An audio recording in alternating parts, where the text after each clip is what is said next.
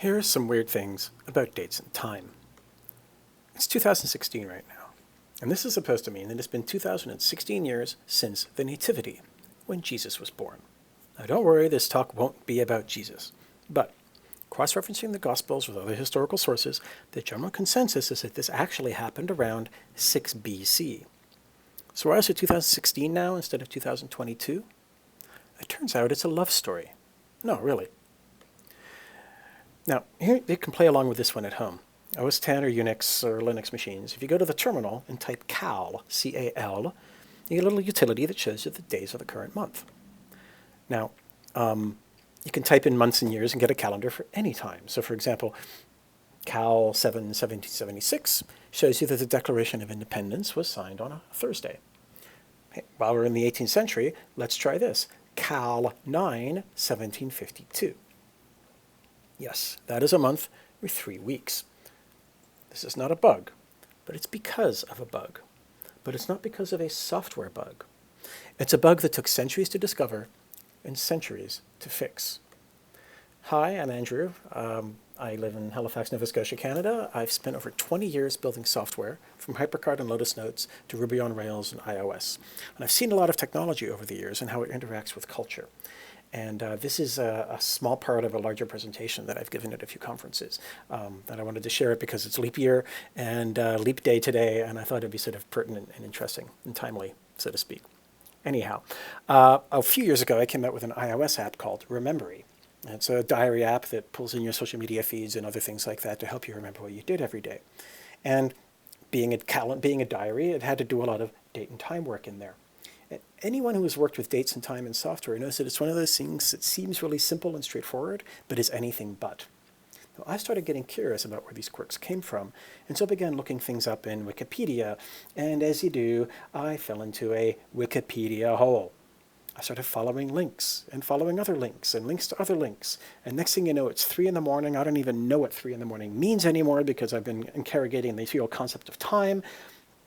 Anyhow, I even started reading physical books on paper all about time and timings and dates and things. And I not only discovered lots of really interesting things, but stuff kept reminding me of the world of software. Because deep down, measuring time is about technology. But it's also about representing tricky technological concepts in a way that everyone in a culture can use. So I just introduced a few weird things. Each of these is a story that I'll tell. And there's a few lessons for technology that I've also pulled out from these stories. And like I said, this is a subset of a much larger presentation that I've given every so often. So just, bear with me. So first, to understand why calendars, dates, and times are so tricky, you need some basic facts. So there are some obvious ways to divide up time. This is day, the month, and the year. Now, a day is a full daylight and nighttime cycle. A month is traditionally the full cycle of the phases of the moon, from the full moon through the dark and then back again. A year is the full cycle of seasons and of the amount of sunlight every day, and if you're a specialist astronomer, you can check by where the positions of the stars in the sky are and things like that. But the biggest problem, as you can see, is that there aren't any whole numbers here. And in fact, look at the months and years. You can follow months exactly, or the year exactly, but they don't fit together neatly into nice round numbers that fit. And neither of these fit into a nice round number of days. This is a mismatch, and this mismatch is where all the trouble comes from. And every society has to deal with this one way or another, and each comes up with its own solution. Each of these solutions, of course, over time need their own adjustments, fixes, and patches. And these solutions and their fixes reflect the various values and abilities and outlook of the cultures that made them. And that's sort of the foundation of what I end up talking about in this talk. So, weird thing number 1. Why is it 2016? Well, it's story time now. So once upon a time, in the middle of the 7th century, Queen Ainflad of Northumbria in Britain had a problem. While she was in the last week of fasting for Lent, her husband, King Oswy of Northumbria, was already celebrating the festival of Easter. This was religiously and politically awkward, and it wasn't any good for their relationship. This situation turns out to have been the pivot point that determined how most of the world reckons what year it is. Through history, Most day-to-day people counted years on short-term things, like the reign of the current king or recent major events. Only specialists like astronomers and historians needed to look at longer time frames, and this didn't really matter for day-to-day, except for Easter. For various theological and symbolic reasons, Easter is closely related to the Jewish festival of Passover. Remember how years and months don't fit together very well? Well, some cultures have their calendars based around months, and others have their calendars based on years. The Jewish calendar is lunar, while the Julian calendar is solar. This makes Jewish festivals move around in the solar year. Similarly, the Islamic calendar is also lunar, and so you'll notice Ramadan moves around, and the Chinese calendar is lunar too, so you'll notice Chinese New Year seems to move around in the solar calendar used in the West. Now, because Easter is related to Passover, it moves around over the course of the year as well. But people really want to be able to predict when Easter is going to be, so they know when to celebrate as well as when to start fasting for Lent. So after a whole bunch of back and forth and figuring things out, people finally figured out 3 simple rules for Easter. And they are: Easter is the first Sunday, after the first full moon, after the spring equinox. Easy, right? 3 simple steps. The problem is, this depends on solar calendars, lunar calendars, and the days of the week, which are in their own little cycle of 7 days totally. And these are all separate from each other, right? So to figure out Easter, you need to take into account all of these, and they're all disconnected, and none of them come up with round numbers. There's also all sorts of edge cases. What happens if it's a full moon on a Sunday? There's also regional limits, there's other festivals, and working things out manually every year and getting the word out across these huge, cover of Europe and everything, back, when roads were kind of dodgy, every year getting was a big headache. Eventually, people started working out formulas for calculating Easter many years in advance, so at least you could figure out where you were going to be. And this is known as the computus. I love that name. It's such a cool sounding name, the computus. It also sounds a bit like computer, because in fact that's what it's doing, using an algorithm to compute a solution. Now, speaking of computers, here is the most common version of the modern computus done in Python. This will figure out, if you put the year in, it'll figure out the year, month, and day of when Easter is. Now imagine, look at all this. Imagine figuring this out by hand with Roman numerals and without the concept of decimal fractions. Okay, so just go back to these. Remember the spec with these 3 simple rules? Does everybody have this, at work, where people would say we finally whittled down the spec to 3 simple things. Here they are, really basic, right? When can you get the actual implementation done? It's like piece of cake. It'll be done by tomorrow or end of the day today, even if things go really well. And look what that turns into, right? 3 simple steps. Look at all this. Look at all the magic numbers thrown in there. What is this number? 29,578. What even is that from? I don't know. It's just huge. So you can imagine, once again, it's tricky now. Imagine doing this, over 1,000 years ago. Because it's so complicated, and due to rounding issues and regional quirks, there ended up being a whole lot of different computi. And as you can imagine, a lot of these also had mistakes in them too, but you don't want to try to recalculate this all the time, so people tended to stay with the mistakes that they had, because at least that gave them, at least they knew what they were doing. At least they knew where they were, where they stood, even if it was wrong. So here's where it gets personal. In the mid-7th century, in England, in Britain, Queen Ainflad is originally from Kent, which is a rich kingdom in the southeast of Britain, with ties culturally, economically, and politically, and religiously to France and continental Europe. And she marries King Oswy of Northumbria, which is all of northeast Britain, all well up into Scotland, over past Hadrian's Wall. So literally he is, yes, the king in the north. And they have cultural tradition that's somewhat different, with a lot of influence from Scandinavia and Ireland. So Ainflad and Oswy ended up with different computi based on their different backgrounds. Hers was European, his was Irish. And these computi were different enough that almost every other year they were celebrating Easter at different times. Now this is about more than just simply when are they going to get a chance to hunt for painted eggs, right? Easter was the biggest and most important festival of the year. And the king and queen, of course, have significant religious importance in their societies. Also, during Lent, people fasted, abstained from meat, alcohol, etc. So if you had one of you was celebrating and the other person couldn't because we're still during Lent. So Easter wasn't just a big deal spiritually, but it's also about when your life can return to normal. Now Ainflad, even though she moved up to marry King Oswy in Northumbria, refused to change the ways of her family and her country, even though she was married to him. So also, their children, future kings and queens, were growing up and were being forced to pick which Easter of which parent to follow. And you can see this broke out into all sorts of domestic issues, and then political issues, and factions started forming about whose Easter was whose, and you could really obviously see who's going to be doing what because they're celebrating in different times, and it became really disruptive. Oswy finally called a meeting of all of his theologians at Whitby to figure this out once and for all and to standardize things. So after much debate, the Council of Whitby decided on the computus to use the computus used by Infled. And so Oswy and his whole kingdom switched, and soon this was adopted all across the British Isles, except of course for Wales because, well, there's always somebody, right? But finally, Infled and Oswy could celebrate Easter together, and they lived happily ever after. Well, more or less. Happier than these folks did. Anyway, but what does this have to do with it being 2016 right now? Well, the computus that won at Whitby was created by a monk named Dionysius Exiguus, and he based his computus on solar calculations from Alexandria in Egypt. Now, the Egyptians have been doing very sophisticated date work for over 4,000 years.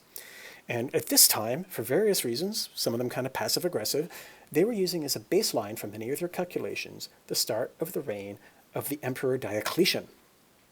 And this year is what we call 284 AD. Now, Diocletian wasn't actually this bad.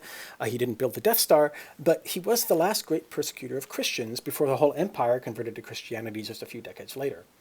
But, so it seemed a little wrong to use, to commemorate this great persecutor of Christians to calculate the date for Easter.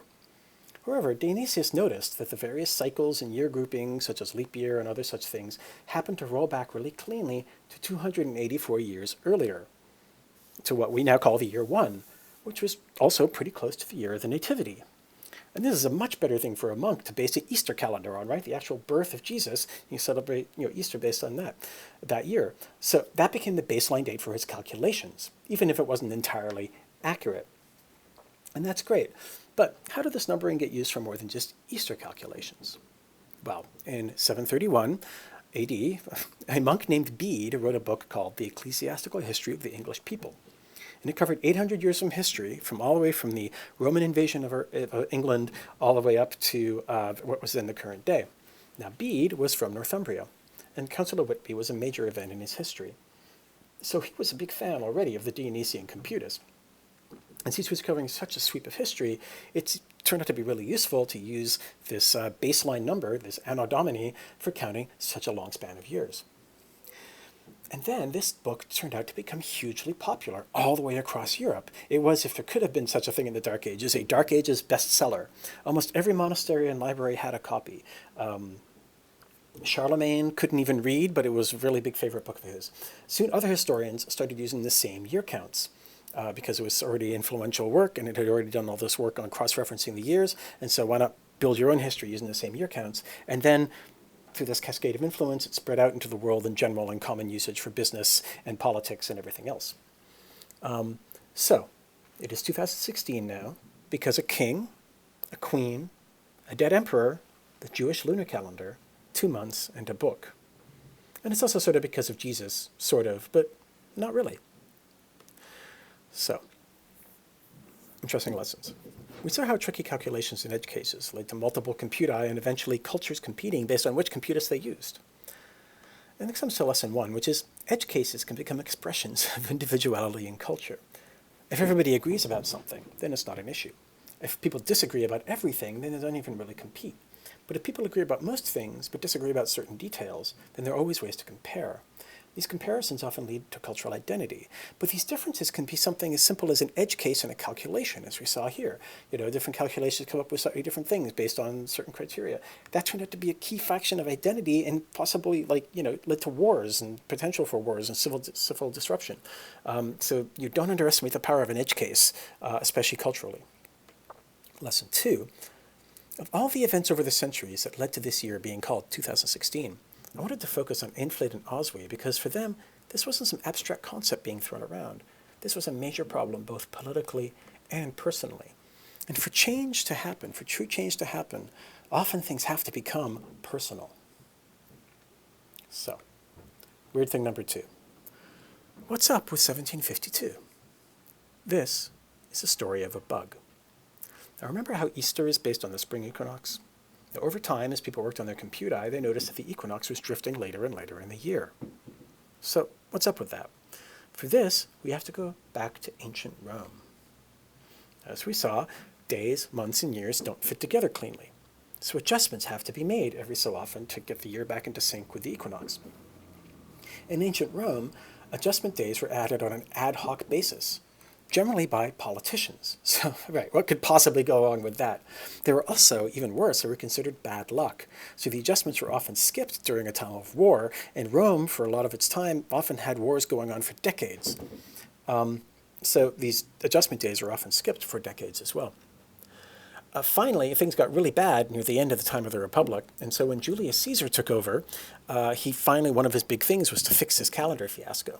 And he set up what's called the Julian calendar, which is pretty close to what we have today. And one of the big reforms was to no longer have the calendars being adjusted manually, but to have it automatically adjusted every 4 years with an extra day at the end of February called a leap day, and you have that and it becomes a leap year. And that was great, and it worked really nicely. Interesting side note that soon after the new calendar was implemented, Julius Caesar was assassinated, not probably because of the calendar. There was lots of other stuff going on. And this led to a huge civil war. In the confusion, people misunderstood his instructions. And for the first few decades, they counted a leap year every 3 years. So yes, this is an off by 1 error from 50 BC. So if you think getting the count in an array wrong because it starts at 0 instead of 1 is a new problem, well, you see, nothing's really new anymore. Anyhow, so finally, once things got settled down, we had a calendar. There was a calendar in the Western world that was automatic and well set up and self-regulating and self-correcting, it was freed from manual adjustments and meddling politicians. And this was so useful that it continued even after the empire collapsed and society fell into chaos and Europe was invaded by barbarian hordes. But the year isn't 365.25 days. It's 365.2425 days.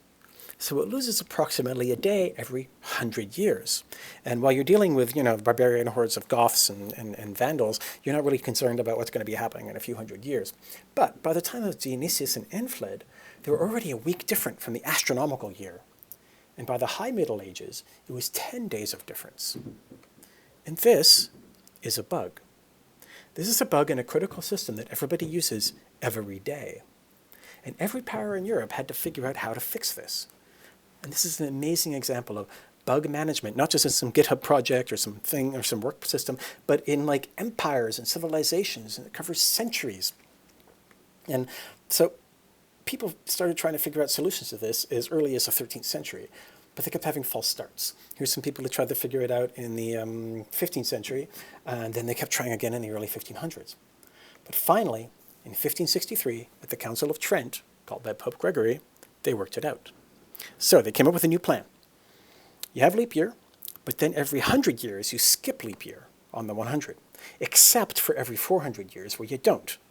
Now this is one of the more obscure Y2K bugs, if you remember, that actually Y2K was a leap year, even though in many ways it shouldn't have been, but it was a leap year actually. Then they cut 10 days out of the calendar to get the equinox back in sync, and everything was all set. It's called the Gregorian calendar, after Pope Gregory, and it's what most of the world uses today. So, bug marked as resolved, close the ticket, we are done, we can move on. But wait, by this time, Europe was now split between Catholics and Protestants, and they didn't really get along. Now, Protestant churches and countries weren't just going to change their calendars at the commands of some pope, right? So for several centuries, half of Europe was about 10 days ahead of the other half. So you could leave France and arrive in England in the past. Now, eventually, various non-Catholic countries switched over as well. So remember how the date slips by a day every century or so? Well, England started worrying about this in the late 1600s. And you can imagine people saying, "Hey guys, we really need to figure this out before 1700, or the problem's going to get even worse because we're going to lose an extra day. Okay, guys, it's really important to have this fixed before 1700. Hello?" Now, this is what English politics looked like at the time. So you can imagine it was a bit hard to get things done efficiently and in an efficient, timely manner. But the English Parliament did finally pass a bill in September 1752, so they missed that deadline a little bit, but they finally did update their calendar, and this is what you see in Cal, where they removed 11 days from the calendar in September 1752, and that's where we are. And you can see that in all of the English-speaking world, because generally it was part of Britain back then. It was used the same British calendar system. However, that's not every place. That's just default based on where you live. Now, you can take a look. Cal, being a Unix command, has lots of other flags and options, and it even has a special version called ncal, which is enhanced. The ncal-p will actually show you the little internal database they have of when the Julian Gregorian switch happened in various countries based on your locale. So you can see this little star next to Canada, that's where mine is. And you can see this snapshot, this wide range of dates when different countries switched. You notice there's clusters. The Catholic countries like France and Spain and Italy switched over in the 16th century. A lot of Protestant Europe switched in the 18th century. Some switched at various different. Switzerland was a bit weird. Sweden changed funny, and then a whole bunch actually switched in the 20th century, which was kind of fascinating. And if you look at Russia, they switched when the Soviets took over, but in fact the October Revolution in 1917 took place in what was November for everybody else. So if you're ever doing research and to see what the New York Times had to say about the October Revolution, you have to look up November 1917 in the New York Times, for example. ncal-e, by the way, gives you Easter for any year. So yes, there is actually a computus in your computer. So, lesson 3. Bugs aren't just in software. Software is simply a kind of a codified process, and there are many other codified processes out there. Lost luggage is a kind of a bug in a process. So this leap year situation was a kind of a bug.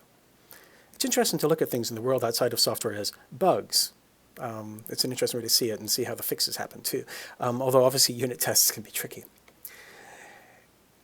Lesson 4. Just like bugs are difficult to fix in live software, calendar bugs are difficult to fix because it's running all the time. They're actually being applied to a live culture and a live civilization. So applying patches to a live culture can be really tricky. Like any bug, you have to figure out the problem and then figure out a solution that actually works. And then, even more difficult often, is to try to get people to accept it. And the problems here aren't technical, though, as much as they are cultural. Look how long it took to figure out a solution to this date thing, and then how long it took for everyone to get on board with it. In fact, not everybody is on board with it yet.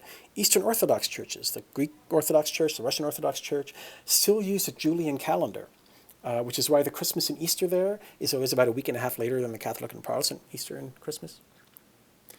And finally, this is one of the reasons I love finding out about history. If you think your project is taking too long, or the standard you're working on is weird, or the requirements are conflicted and confusing, and the users are resisting your changes, you're not alone. Because every large project is a fiasco. You're not the first, you won't be the last, and many people have probably had it worse than you. So this is, like I said, part of a larger presentation, and look for me at conferences and things, or find me online, and we can show you the rest of it sometime. Thanks for listening.